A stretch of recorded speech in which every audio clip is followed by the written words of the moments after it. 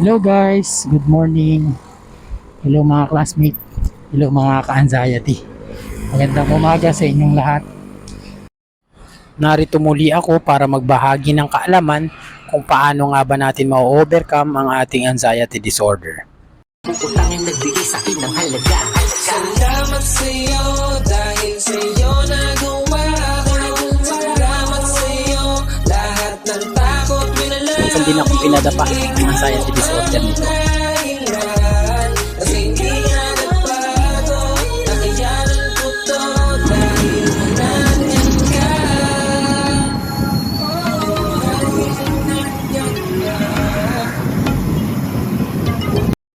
Bago ang lahat, ako nga pala si Kuya Arnold. Dati ako nagka-anxiety disorder at minsan din akong pinadapa nito. Ito naman yung ibinabahagi ko sa inyo. Gusto ko lang ipagbigay alam sa inyo na hindi ako doktor, hindi ako espesyalista at hindi rin ako eksperto pagdating dito sa anxiety disorder na ito. Ito ay base lamang sa aking sariling karanasan. Itong mga ibinabahagi ko sa inyo.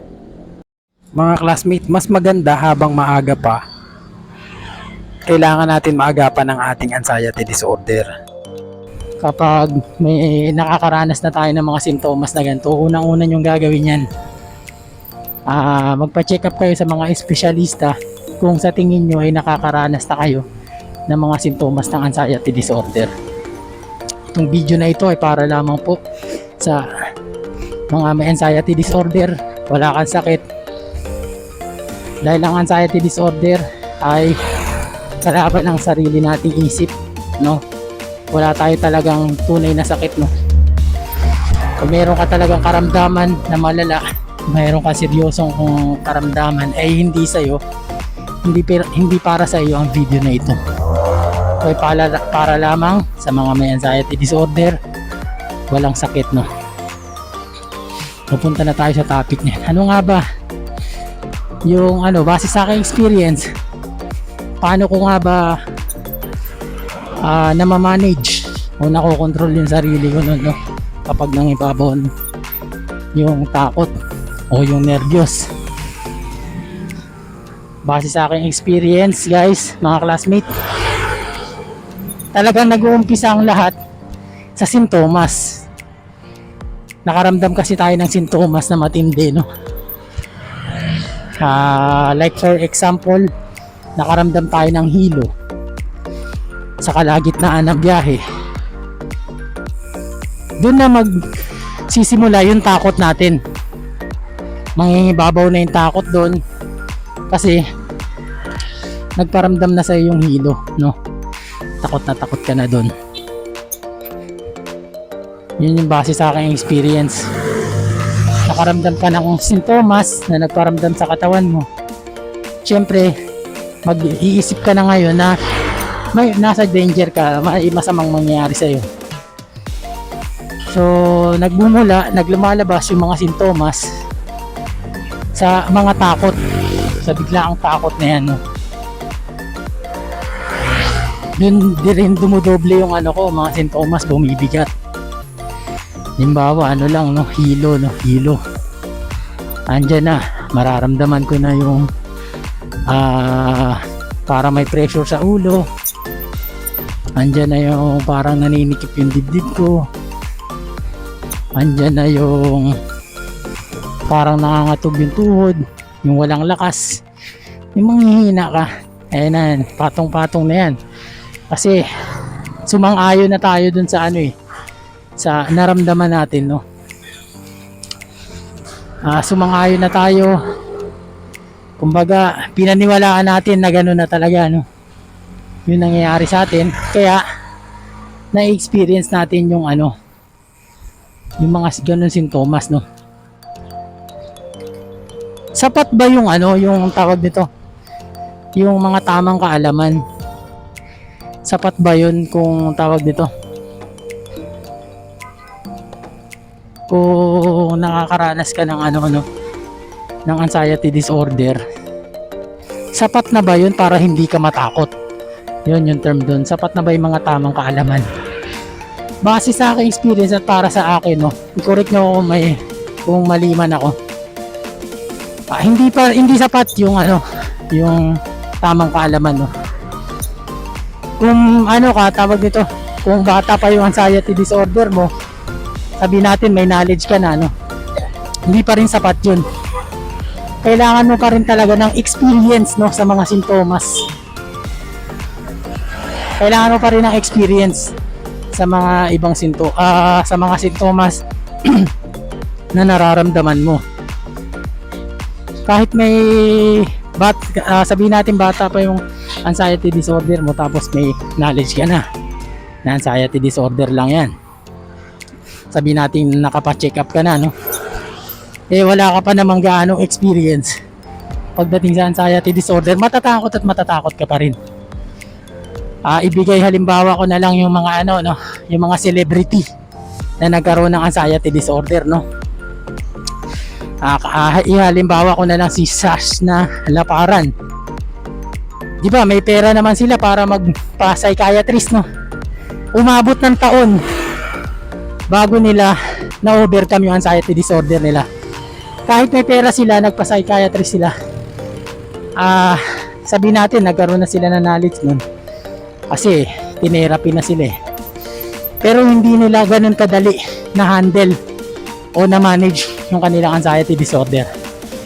So, hindi sapat yung knowledge mo, no? Kailangan din ng experience pagdating sa anxiety disorder. Experience na tinutukoy ko, yung araw-araw na pagharap mo sa kanya. Kaya, napakahalaga nung pagsalubong mo sa mga sintomas. Kahit sabihin mong nagpa-check up ka na, no? Nagkaroon ka na knowledge na anxiety disorder yan, nararamdaman mo. Pero mabibigat yung sintomas eh.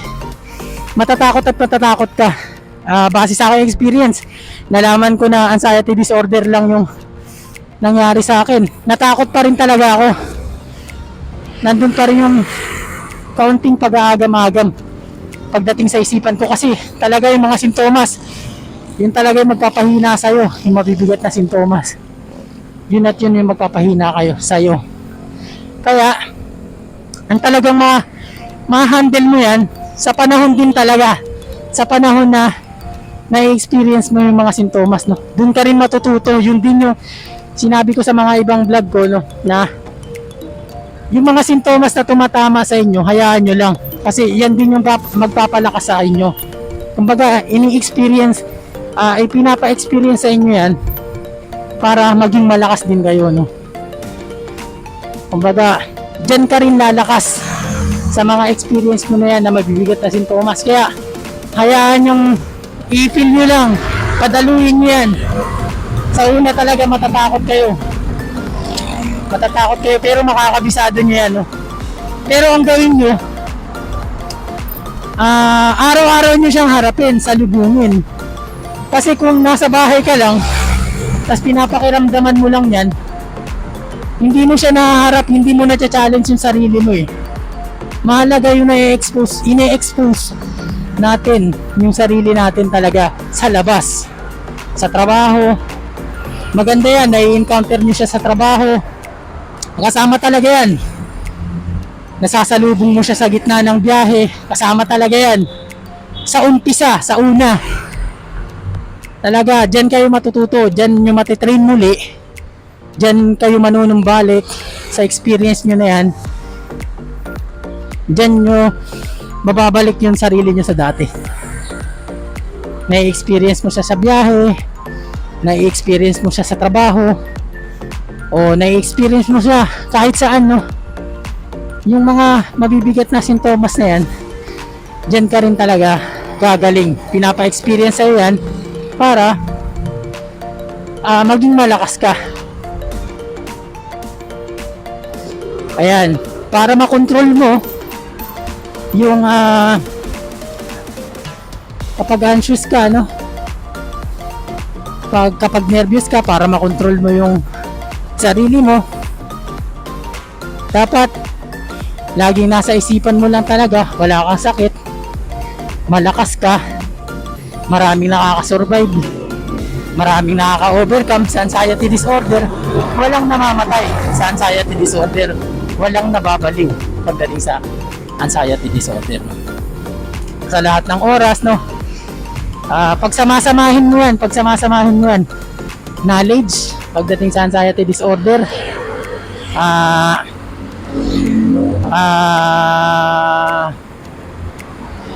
knowledge pagdating sa anxiety disorder, tamang tulog, tamang pahinga, pagkain ng mga susustansya, pagharap sa takot, yung hinaharap mo siya, ini-expose mo yung sarili mo sa daan, sumpungin ka man sa daan, sumpungin ka man sa trabaho, ay okay lang, padaanin mo lang siya, no? Ang magbibigay, ang magbabalik sa'yo sa dati, no, ay yung mga experience mo araw-araw sa mabibigat na sintomas. Kumbaga, pinapa-experience sa'yo yan para maging malakas ka, no? Doon mo yan makokontrol yung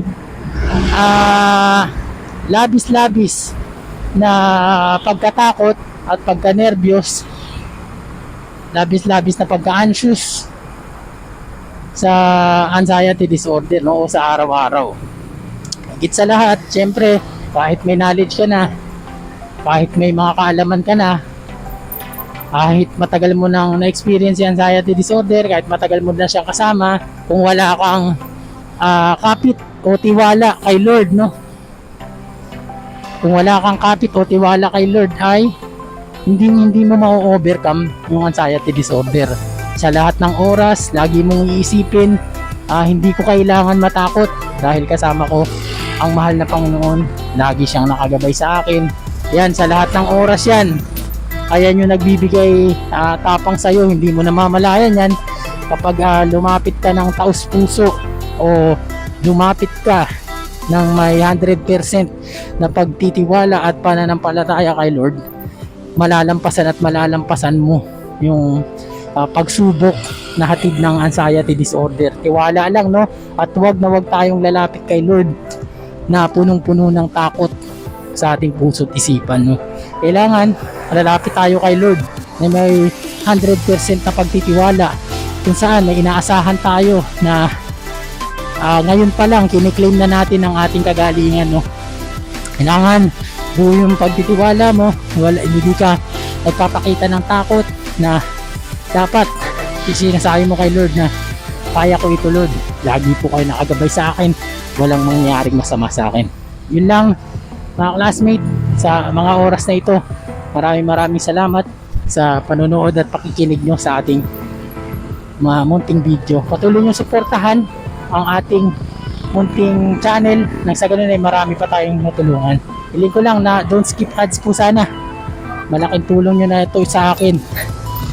Sa simpleng hindi nyo pag-skip sa ads natin, nakatulong na kayo sa akin, nakatulong pa kayo sa ating mga kapwa nagsasuffer ng anxiety disorder. Maraming salamat mga classmate. See you on my next video. Salamat. Utangin nagbigay sa akin ng halaga. Salamat sa'yo dahil sa'yo nagawa ko. Salamat sa'yo lahat ng takot minalaw. Minsan din akong pinadapa ng anxiety disorder nito.